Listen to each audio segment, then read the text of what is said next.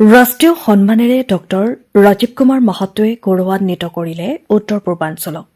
বিগত ৩৫ বছৰে নীৰৱে সাহিত্য চৰ্চা আৰু সামাজিক কামত জড়িত থাকি ভাল পোৱা উত্তৰ পূৰ্বৰ ডক্টৰ ৰাজীৱ কুমাৰ মাহাতোৱে পুনৰ ৰাষ্ট্ৰীয় প্ৰেক্ষাপটত জিলিকি উঠিল। অসমৰ ডিব্ৰুগড় জিলাৰ এটা চাহ জনগোষ্ঠীৰ পৰিয়ালত জন্মগ্ৰহণ কৰা ডক্টৰ ৰাজীৱ কুমাৰ মাহাতোৱে একনিষ্ঠভাৱে সাহিত্য সংস্কৃতি চৰ্চাই অসমীয়া সাহিত্য সংস্কৃতিৰ ভঁৰাল চহকী কৰা ব্যক্তিগৰাকীয়ে নিজৰ উপাৰ্জিত ধনেৰে বহু দৰিদ্ৰ পৰিয়ালক হাঁহি বিৰিঙাই আহিছে। কেৱল অসমতেই সমাজসেৱাৰ পৰিধিৰ পৰিসীমা সীমাবদ্ধ নাৰাখি বহিৰাজ্য যেনে উৰিষ্যা, পশ্চিমবংগতো সেৱা আগবঢ়াই অহাৰ ফলত পশ্চিমবংগতো সন্মান বুটলিবলৈ সক্ষম হৈছে।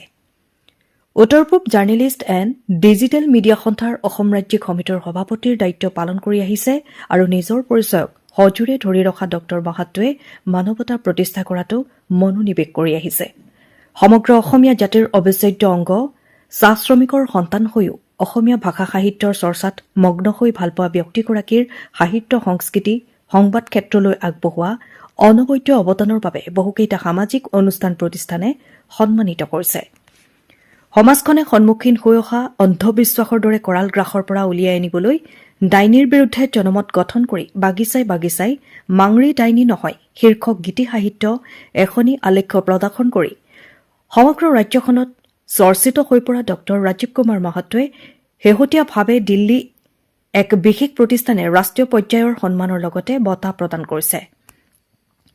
National pride and excellence award 2024 বঁটাৰে সন্মান যাচিছে দিল্লীস্থিত ত্ৰিত্ৰায়ুক ফাউণ্ডেশ্যন নামৰ প্ৰতিষ্ঠানটোৱে।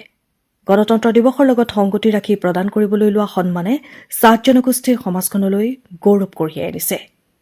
মানুহৰ ভাল বেয়া আলোচনা সমালোচনাৰে নিজৰ কৰ্মজীৱন আগুৱাই নিয়ে। তেনেদৰে মহত্বদেৱে সংঘাতময় জীৱনেৰে নিজৰ কেৰিয়াৰ নিৰ্মাণ কৰি দেশৰ বিভিন্ন প্ৰান্তৰ পৰা বহুকেইটা বঁটাৰে সন্মান বুটলিবলৈ সক্ষম হৈছে।